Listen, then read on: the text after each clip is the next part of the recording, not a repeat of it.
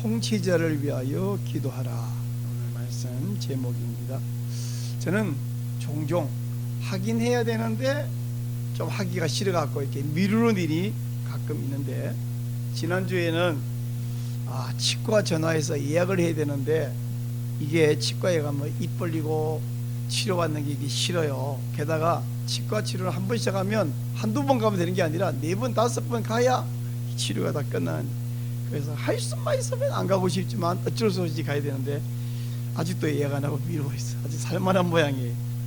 근데 그보다 중요한 것은 오늘 읽은 이 말씀 갖고 설교를 준비해야 되는데 디모데전서를 순서적으로 설교를 하고 있는데 이 본문은 설교 준비를 안 하고 싶은 거예요. 요것만 살짝 건너뛰면 안 되나 이런 생각이 듭니다. 왜냐하면 오늘 말씀에서 임금들과 높은 지위에 있는 모든 사람을 위하여 기도하라 이렇게 말하거든요. 근데 요즘 대통령에 관한 이야기를 잘못 꺼내면 미짐이 홍해처럼 갈라집니다. 이런 이야기를 괜히 해서 말썽이 되면 안 되는데요, 건너뛰면 안 되나 이런 고민을 많이 이렇게 하다가, 이렇게 복잡하고 민감한 시기에 내가 안 하면 누가 하겠냐. 하나님이 그래도 박사기도 주셨는데 이 말씀을 설교 안 하면 누가 설교하랴. 내가 사명감 가지고 해야 되겠다 순종하기로 했습니다. 여러분, 이 설교를 들을 때에 본인의 선입관으로 듣기보다 선입관을 내려놓고 성경이 뭐라 말하나, 하나님께서 뭐라 말하는가 잘 듣고 하나님 말씀에 순종하시기를 부탁합니다. 우리 앞에 1장에서 바울이 뭐라 하냐면 믿음의 선한 싸움을 싸우라 그 얘기했는데, 이제 2장으로 건너오면서 첫 번째 적용점 뭐냐면 기도하라 이렇게 말했어요. 오늘 읽은 말씀에서 기도의 원리를 쭉 말해주고 있는데, 첫 번째 원리는 뭐냐면 기도의 대상입니다. 기도의 대상은 1절에 보니까 모든 사람을 위하여 기도하라. 자, 제가 기도의 대상, 그럼 여러분이 모든 사람을 위하여 이렇게 해주는 겁니다. 자, 기도의 대상. 자, 여기 모든 사람을 위해 기도하라는데 모든 사람이 뭔 뜻인가? 우리 용인시는 109만 인구가 있고 대한민국은 5,100만 인구가 있고 전 세계 81억의 인구가 있는데 81억을 위해서, 아니면 5,100만에서 한 명 한 명 다 이름도 모르는데요, 그들 위해 기도한 말인가? 우리가 어떻게 109만 용인시 민으로서 기도할 수 있을까요? 이건 안 됩니다. 그러므로 이 말은 한 명도 빠뜨리지 말고 한 명 한 명을 위해서 기도하라는 말은 아니고, 그렇다고 하나님 81억 인구에게 복을 주옵소서 이렇게 기도하라는 말도 아닐 것이고, 이 말은 기도의 대상을 빠뜨리지 말고 모든 종류의 대상을 위해서 기도하라는 뜻인데, 그렇다면 그 모든 종류의 어떤 사람에 해당하는가? 잠시 후에 2절에서 좀 더 자세히 살펴보겠습니다. 두 번째 원리는 기도의 방법인데, 방법에는 1절에 나열되어 있습니다. 간구, 기도, 도고, 감사. 자, 제가 기도의 방법, 그럼 여러분이 간구, 기도, 도고, 감사 한번 해봅시다. 기도의 방법, 네, 그 네 가지인데, 그러면 이게 서로 어떻게 다르냐? 다 기도인데요. 첫째는 간구. 간구는 글자 그대로입니다. 우리가 어떤 긴박한, 긴급한 기도 제목이 있을 때에 간절히 기도해서 응답을 구하는 탄원하는 거예요. 탄원. 제가 매주 화요일 저녁마다 청계산 가서 간절히 기도, 지난주 화요일에도 아주 1시간 목이 터지도록 간구하고 왔습니다. 여러분, 평소에 늘 기도하시는 여러분이 간절한 긴급한 기도 제목이 있으면 금식하면서도 구하고, 혹은 산에 가서도 기도하고, 이렇게 간구해서 응답 받으시기를 권해드립니다. 긴급한데 응답 못 받으면 그 사고 나는 거잖아요. 그래서 여러분, 간절히 기도할 때에 하나님이 또한 긴급한 것을 응답하실 줄 믿습니다. 두 번째, 기도하라는데, 기도는 하나님을 향한 모든 아뢰임이 다 기도죠. 데살로니가 전서에서 뭐라 그랬죠? 쉬지 말고 기도하라. 여기서 여러분 일상생활의 모든 그 부분에서 항상 기도하는 여러분 되시기를 바랍니다. 세 번째, 도고. 이 도고라는 말이, 도는 비는 것이고 고도 고해 바치는 것이고, 그러는데 어쨌든 이 말은 다른 사람을 위해서 기도하는 것을 도고라고 합니다. 우리가 흔히 중보기도 이런 말로 많이 통용되는데, 엄밀히 글자 의미로 말하면 중보자는 예수님밖에 없기 때문에 중보기도란 말은 통용이 되기도 합니다만은 원칙적으로는 틀린 말입니다. 개인이 개인을 위해서 중보기도할 수 없다. 정확한 의미는 도구인데 이 좋은 말 두고 왜 사람들이 신학적으로 틀린 말을 쓰게 되는지는 참 그렇습니다만은 하여간 도구입니다. 근데 이 도구를 하면 다른 사람을 위해서 기도하면 그 사람이 받을 은혜와 그 사람이 받을 모든 복은요, 기도하는 나를 통해서 그 은혜가 가기 때문에 이건 일석이조예요. 내가 나를 위해서 기도하는 것도 정말 중요하고 간구도 꼭 필요합니다만은 다른 사람을 위하여 기도함으로 일석이조, 나도 복받고 그도 복받고 하는 이 도구에 힘쓰시기를 권면합니다. 마지막으로는 감사인데 감사도 기도의 중요한 요소예요. 여러분, 우리가 누구에게 선물 주는데 나중에 그에 대해서 언급도 한번 안 한다. 그러면 내가 그냥 좋아서 줬지만 약간 아쉬워요. 또 심할 때는 섭섭해요. 더 심할 때는 다시는 주나보라. 근데 조그만 거 줬더니 너무 좋아할 뿐 아니라 만났을 때 그거 너무너무 감사했다고 말하는 사람은 기분이 너무 좋아 선물 주고도 뭐 좋은 거 있으면 또 주고 싶다. 이게 인지상정인데 하나님께도 마찬가지예요. 여러분, 받은 것도 잊지 말고 꼭 감사할 뿐 아니라 하나님 우리를 기도시킬 때는 저는 이 사실을 꼭 믿어요. 기도 제목을 줄 때는 한번 기도해봐라, 내가 다 들어보고 응답받은 말도 할게, 이게 아니라 이미 응답을 준비해 놓으신 하나님이거든요. 그러므로 우리가 기도할 때에 기도를 시켰으니 응답하실 것을 믿는다. 분명히 주님이 구하라 주실 것이요 약속했잖아요. 그러므로 기도할 때에 벌써 응답 받은 것을 감사하시기를, 미리 감사하시기를 바랍니다.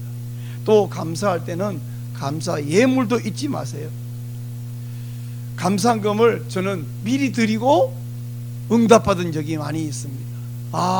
하나님께 응답을 감사하며 감사 예물을 드렸더니 하나님이 응답하신다. 이거 법칙인가요?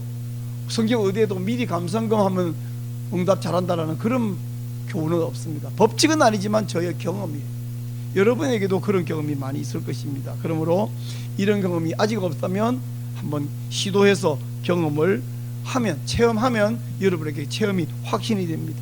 하여간 여러분, 감사를 많이 하는 여러분 되시기를 바랍니다. 세 번째 기도에 올리는 기도의 대상 가운데서도 특별 대상이 있어요. 특별 대상 2절에 나오는데, 특별 대상은 임금들과 높은 지위에 있는 사람을 위하여. 제가 특별 대상, 그럼 여러분이 대답을 하는 겁니다. 특별 대상, 높은 지위에 있는 사람들을 위해서.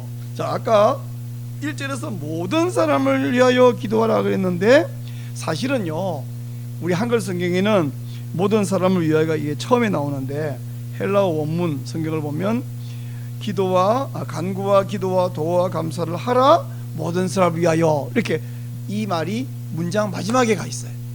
그리고 2절 첫 부분에 또 임금들과 높은 지에 있는 모든 사람을 위하여가 제일 앞에 있어요. 그러니까 이 모든 사람을 위하여를 1절 끝에 배치하면 읽으면 이렇게 됩니다.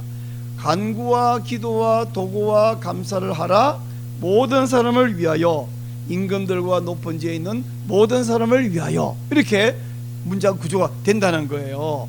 이렇게 보면 모든 사람을 위하여 기도라는 말은 결국은 임금들과 높은 지위에 있는 사람들도 기도할 때 기도 대상에서 빠뜨리지 말아라, 이 강조점이 결국은 높은 사람들을 이야기합니다. 통치자를 위해서 기도하라는 말입니다. 이렇게 말하는 이유가 뭐냐면, 보통 우리가 도구해라 그럴 때에 내 가족을 위해서 도구하거나 내 옆에 가까운 성도를 위해서 하거나 우리 목사님을 위해서 하거나 이건 대부분 해요. 근데 잘 안 하는 게 누구냐면 이 임금들, 통치자들, 높은 사람들, 요건 잘 안 해요. 왜 그럴까? 아니, 그 사람들은 이미 복을 많이 받았고 잘 나가고 있고 이미 잘났고 권세 있는데 떵떵거리고 있는데 내가 할 기도도 많은데 그 사람들에서 굳이 뭐하는데 기도해, 이런 생각이 들어요. 뿐만 아닙니다. 통치자들이 요즘은 조금 덜 할지 모르지만 옛날 막 이 황제들 중에서 어때요? 교회를 박해하고 성도를 괴롭히고 마구 착취하고 이런 사람들 많은데 가뜩이나 그 사람들 그러는데 그들 위해서 내가 왜 기도해? 또 기도한들 그 사람들 대체 뭘 내가 기도할 수 있나, 이런 생각이 들기 때문에 기도를 잘 안 하게 됩니다. 그래서 이렇게 특별히 높은 사람들을 위해서 기도하라 그랬어요. 자 보세요. 지금 디모데전서, 바울이 디모데전서를 쓸 당시에 로마 황제가 누구였다고요? 네로라고 말했잖아요. 네로. 그죠? 지금 네로가 통치하고 있는데 네로가 막 축복하고 싶은 좋은 사람인가요? 지금은 아직은 바울이 이렇게 자유롭게 다니고 있지만 디모데 후서를 기록할 즈음에는 바울이 감옥에 갇히거든요. 그리고 얼마 후에 목이 잘려서 순교합니다. 이런 악한 박해자를 위해서 기도를 한다고요? 네로뿐만이 아닙니다. 그 이후에 도미티아누스라고 들어보셨죠? 박해자. 또 트라이아누스, 데키우스.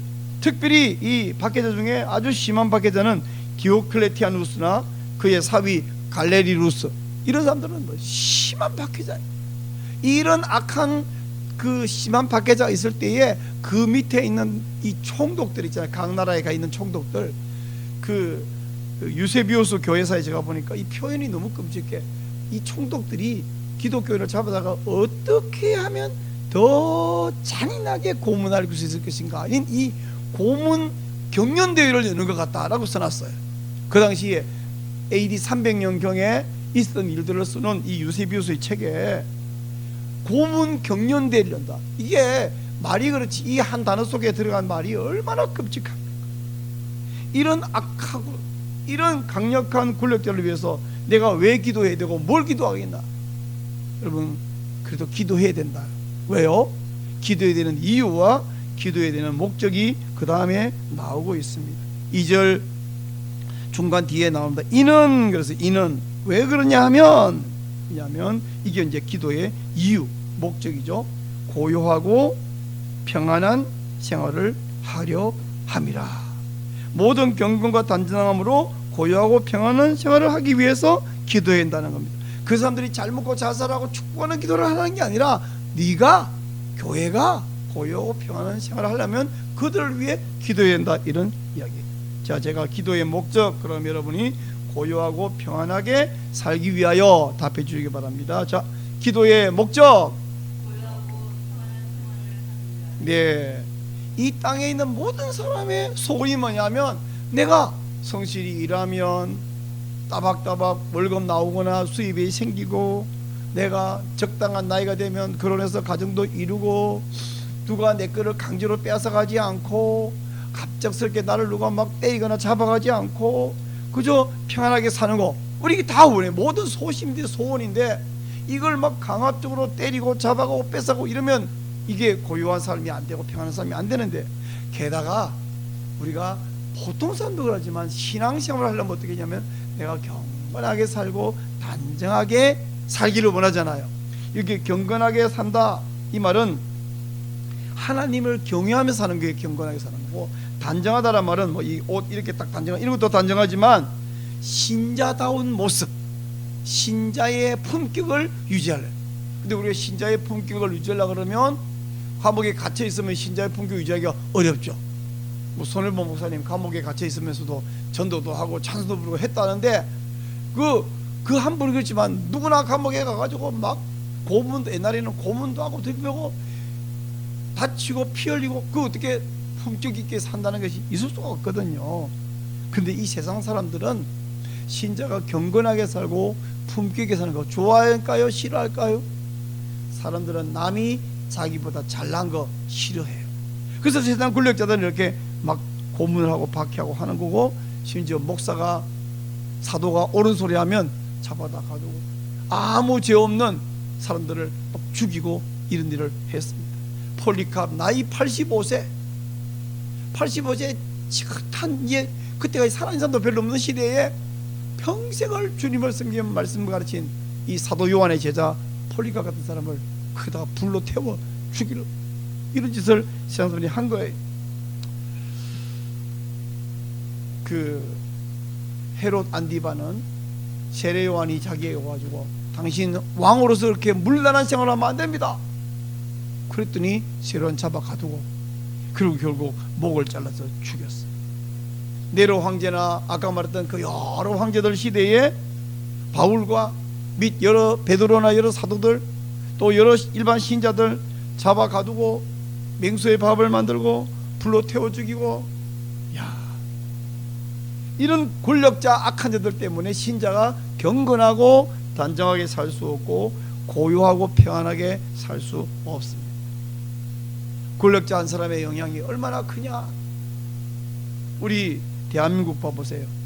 우리 한때는요 100년 전에 평양의 별명이 동양의 예루살렘. 주일 되면 모든 시장이 다 문을 닫았대요. 그리고는 전부 교회로 몰려오는 거예요. 그랬던 평양 지금 어떠냐? 가짜 교회 딱 2개 있다 그러지 않습니까? 진짜 교인들은 전부 지하에 숨어 있고, 어쩌다가 옛날 수십 년 전에 있던 성경책 느들느들한 거 그거 막 애지중지 보관하다가 그게 발각돼 갖고 총살당하는 이야기가 영화 신의 악단, 그 이제 영화는 다 가짜 아니냐, 그건 실화를 중심으로 만드는 거거든요. 이런 장면들이 나오는 것이 사실이거든.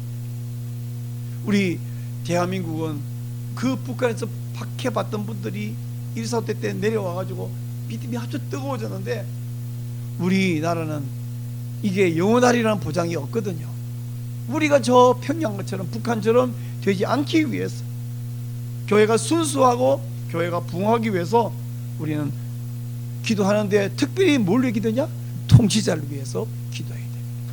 통치자 하나가 잘못되면, 여러분 통치자가요 막 갑자기 폭군이 나타나 이렇게 하는 것도 있지만, 나치는 뭐 전 세계가 나치가 그래도 좋았다 이렇게 말해서 아무도 없거든요.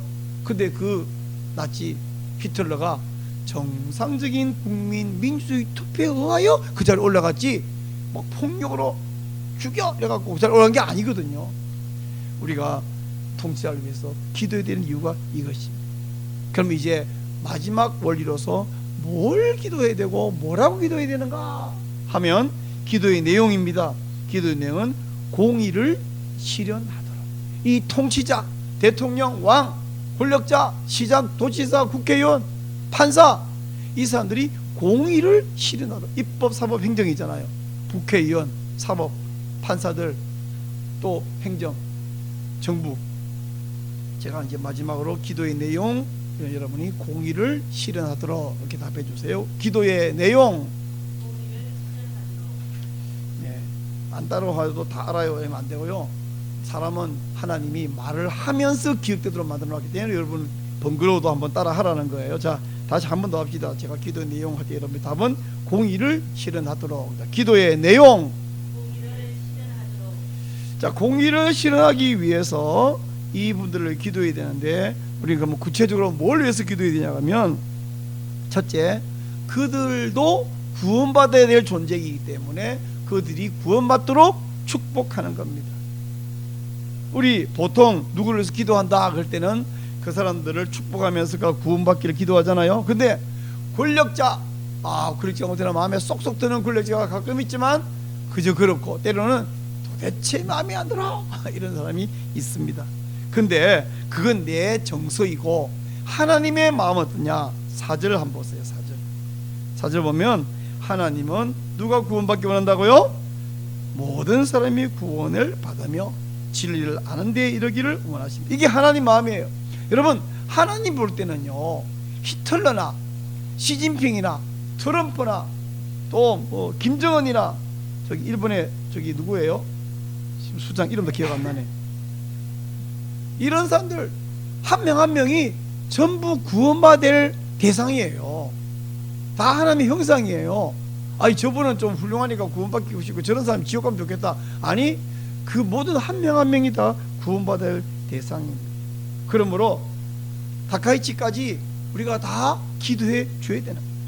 에이, 기도 안 하고 싶은데요? 저 얼굴 하얀 사람이나 저 얼굴 까만 사람은 기도 안 하고 싶은데요? 그건 하나님 마음은 아닙니다. 그러므로 그 한 명 한 명이 회개하고 구원받도록, 하나님 알도록. 아니 영혼의 가치는 다 똑같잖아요. 영혼의 가치는 노숙자 분이나 저 대통령이나 똑같은 영혼이잖아요. 천국 가면.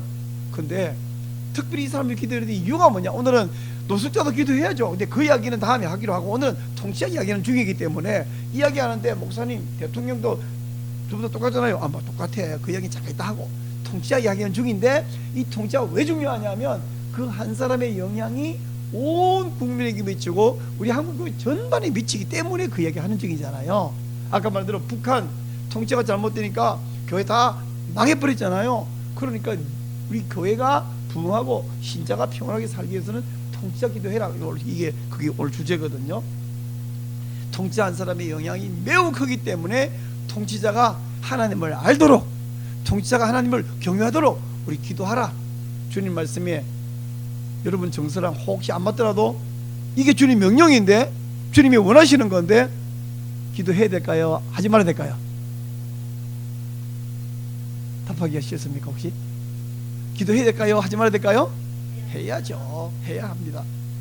원치 않더라도, 내키지 않더라도 하고, 내키더라도 하시기를 바랍니다. 두 번째 기도 공의를 신앙하기 위해서 뭐냐면 그가 정의롭게 통치하도록 기도해야 돼요.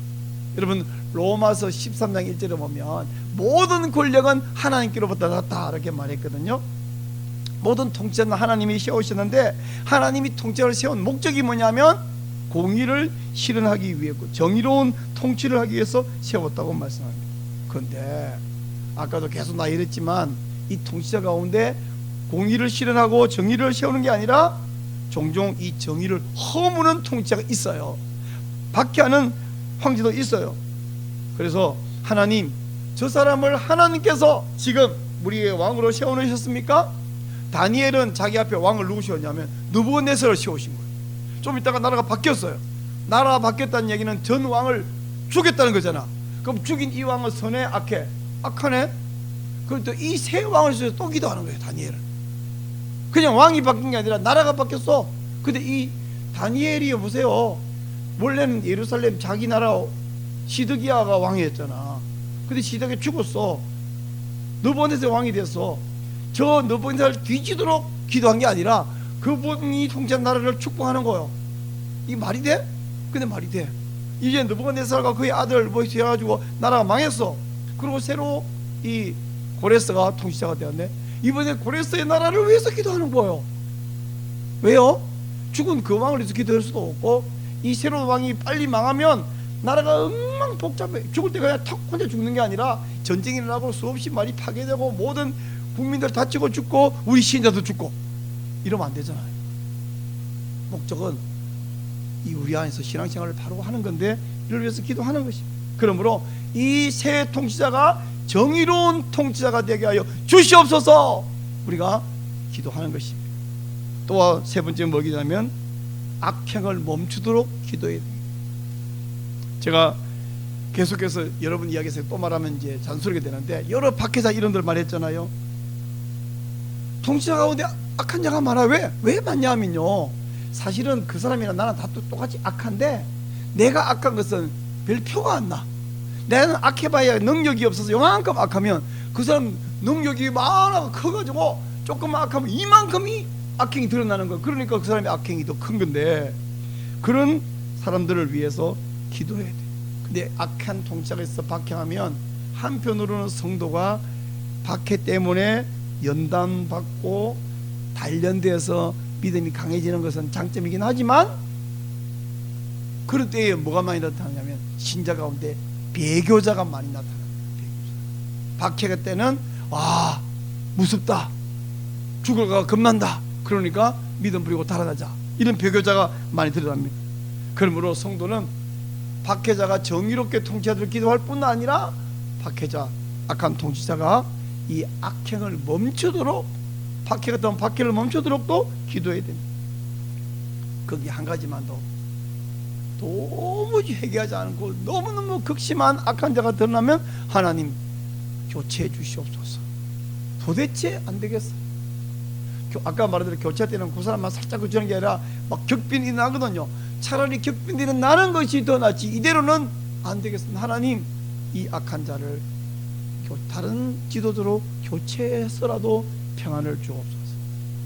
지금 그러면 이제 이 말을 우리 대한민국에 적용하면 어떠냐? 여러분, 지금 대한민국 입법부와 사법부와 행정부는 성경적 삶을 살도록 잘 보장해주는 좋은 행정, 입법, 사법하고 있는가? 아니요.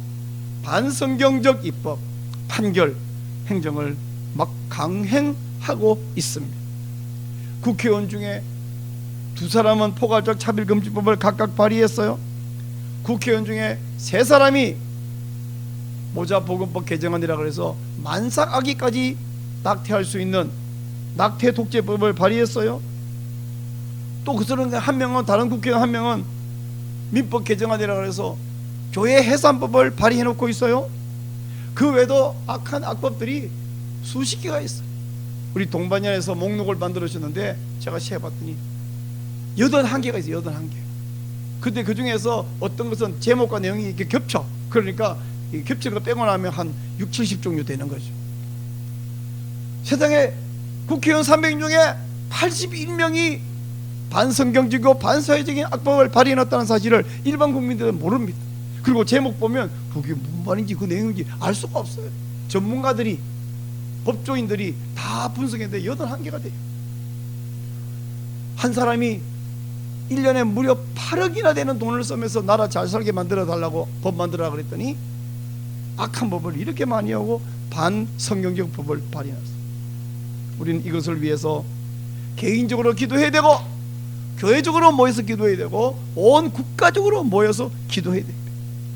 그래서 이번에 2월 22일 날 광주에서, 3월 14일 부산역 광장에서, 3월 28일 우리 서울시의회 앞에서, 서울시청 앞에서, 또 4월 1일은 국회에서 거룩한 방파대 또 국민대회 모여가지고 기도했어. 지금도 우리 응암동 박주민 의원 사무실 앞에서는 매주 월화수목금 매일 이렇게 한 팀씩 돌아가면서 가서 이거 법 잘못된 거 만들지 마세요, 이런 입법한 거 취소하세요, 규탄합니다 외치고 있습니다. 그런가 하면 교과서 안에 이 어린 아이들에게 문란한 거 가르치는 악한 성경 내용 삭제해 주세요.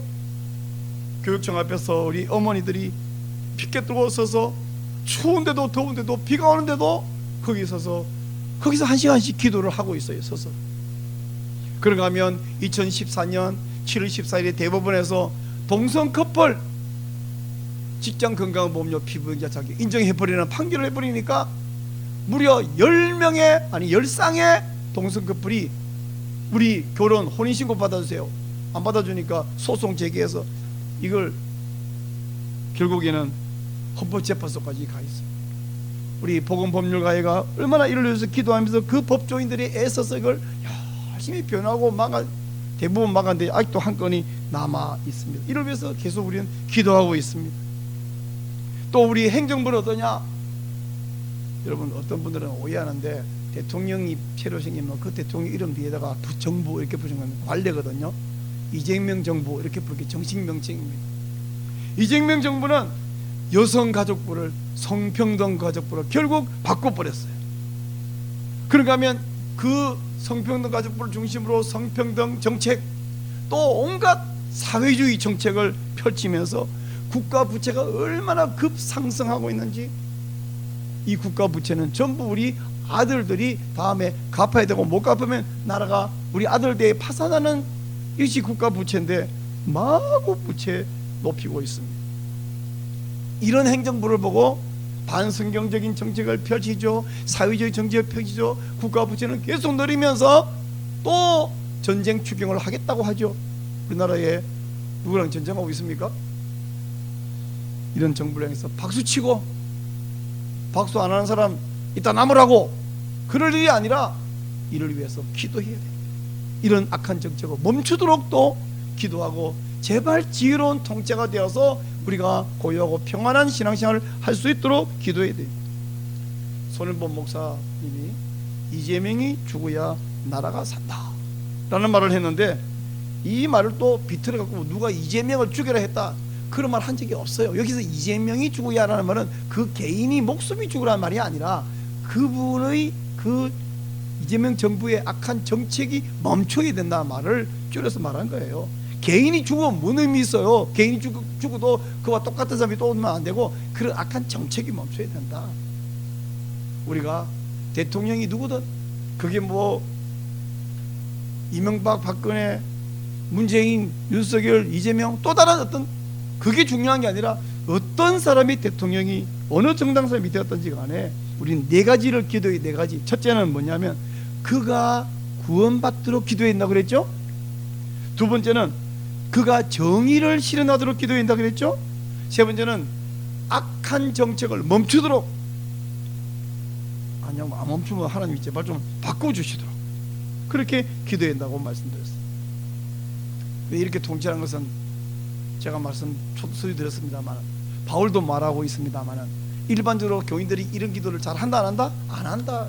왜? 아니 통치자까지 내가 왜 기도해 줘야 돼? 이런 생각이 들기 때문에.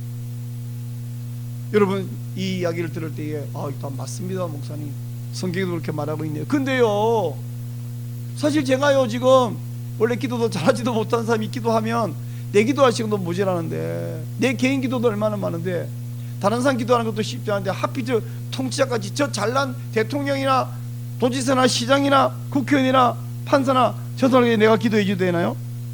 그런 기도는, 좀 높은 사람을 위한 기도는 우리 교회에서 높은 사람 목사님이니까 목사님이 대신 기도하면 안 될까요? 나는 그냥 내 기도만 하고 그러면 안 될까요? 하지만 여러분 공직자 한 사람 한 사람의 정책, 결정, 판단, 방향, 그게 바로 목사님만이 아니라 여러분 한 명 한 명이 바로 영향이 아주 큽니다. 조금 영향 오는 게 아니라 엄청 큰 영향 옵니다. 바로 여러분을 위해서 이 사람들을 기도하라는 거예요. 그 사람들을 위해서 기도하는 게 아니라 우리 교회를 해서 바로 여러분 한 명을 위해서 이 통치자를 기도하라고 주님이 말씀하시는 겁니다. 그러므로 여러분 내가 평안하게 살기 위해서 통치자를 위해서 기도하라는 주님 명령에 복종하시기를 바랍니다. 지금 입법, 사법, 행정 공의를 실현하고 모든 성도가 경건하고 단정함으로 고요하고 평안하도록 그렇게 잘 이끌어가고 있다? 아니요. 그렇게 안 되니까 우리가 기도해야 되고, 그렇게 안 되니까 나가서 모여서도 기도하면서 우리 반대합니다 이러지 마세요. 제발 멈추세요 외치기도 하는 겁니다. 지금 나라 안에 반성경적인 입법, 판결, 그런 행정 제가 다 열거할 수 없이 위태위태.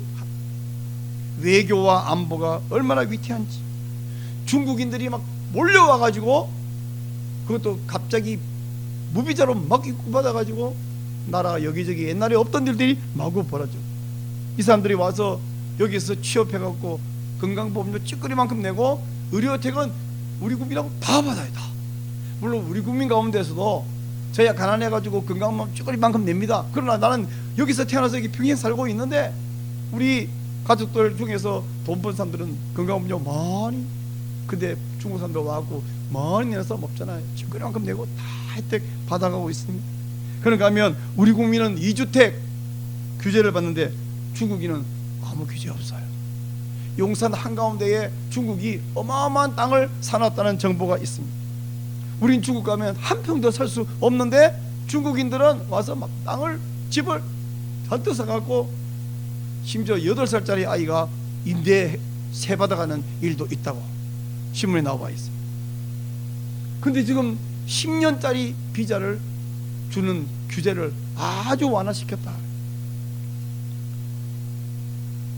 기름값은 리터당 2,000원이 벌써 도달했고 달러는 1,500원이 넘은 적이 오래됐어요. 이런 와중에 주가는 고공행진인데 다행이다가 아니라 불안합니다. 왜 기름값 오르고 이렇게 달러 오르는데 주가가 같이 오르지? 주가가 떨어지는 게 아니고 오히려 이게 더 불안해요. 국방부 장관이 엊그저께요 GOP 병사를 6,000명으로 내리겠다 이렇게 말했어요. 지금은 22,000명이래요. 그러면 거의 4분의 1 가깝잖아요. 27%. 155마일 휴전선을 북한은 호시탐탐 노리고 있는데 22,000명에서 6,000명 줄이면 과연 우리 휴전선을 지킬 수 있을까요? 정말 이 나라가 걱정되지 않습니까? 제가 이런 이야기를 하면 아이고 정부에 불만이 있군요, 야당이시군요, 그 말을 하자는 게 아니라 이 나라가 남의 나라가 아닌, 정부가 누가 정부되든 간에 이게 우리나라 정부이고 우리나라예요. 국방이든 외교든 경제든 이게 다 우리나라예요. 우리가 사는 곳입니다. 그러므로 이 대한민국이라는 나라도 사랑해야 되겠지만 이게 불안하면 우리 신앙생활이 불안해집니다. 그러므로 이런 기도해야 되는 이유, 우리가 너무 평안하면 감사기도밖에 할 거 없지만 여러 가지 문제가 느껴지면 그 해결을 구하는 기도를 하지 않습니까? 이 대한민국에 문제가 있고 해결될 기도 제목이 있다는 것을 알려드린 것이고 이 문제로 해서 기도하자는 말씀을 드리는 것입니다. 지금 이재명 대통령이 잘못해서 그러냐? 예, 로마 시대 황제들이나 지금 대한민국 대통령들이나 인간들은 두 가지 특징이 있어요. 첫째, 약해요. 둘째, 악해요. 사람은 다 악해요. 어느 대통령 안 악한 사람이 없습니다. 좀 더 악하냐 덜 악하냐의 차이만 있는데 모든 통치자는 약점도 많고 악하기도 합니다. 그러므로 신자는 통치자를 위해서 기도하라. 오늘 설교 제목입니다. 통치자를 위해 기도하라. 주님의 명령입니다. 우리 신자가 통치자를 위해서 기도해야 할 책임이 있어요. 여러분 이렇게 생각하면 안 됩니다. 아유, 저 같은 거 뭐 아무도 안 알아주는 나 같은 한 명이 기도 좀 더 하나 덜 하나 뭐 차이 나겠어요? 저 연못에 구슬 한 개 집어던진다고 연못이 뭐 차이 나겠어요? 연못에 내가 페트 500ml 물 더 부은다고 연못 차이 나겠어요? 그렇게 생각해서는 오해입니다. 여러분 나라가 잘 되면 이렇게 생각하세요. 아, 내가 기도했더니 이 나라가 잘 되는구나. 나라가 어려우면 아이고 내가 기도 안 했더니 나라가 어려워지는구나. 그게 정상적인 생각입니다. 아멘입니까? 그런데 기도 안 한다. 불순종이죠. 하나님 분명히 기도하라고 몇 번 명령했어요. 모든 사람이 위해서 해라. 또 2절에서 모든 사람이 위해서 해라. 찾아서 모든 사람이 구원받기 원한다 말씀이었습니다. 그러므로 모든 사람, 특별히 그 중에서도 누구를 빼먹지 마라. 통치자 빼먹지 마라.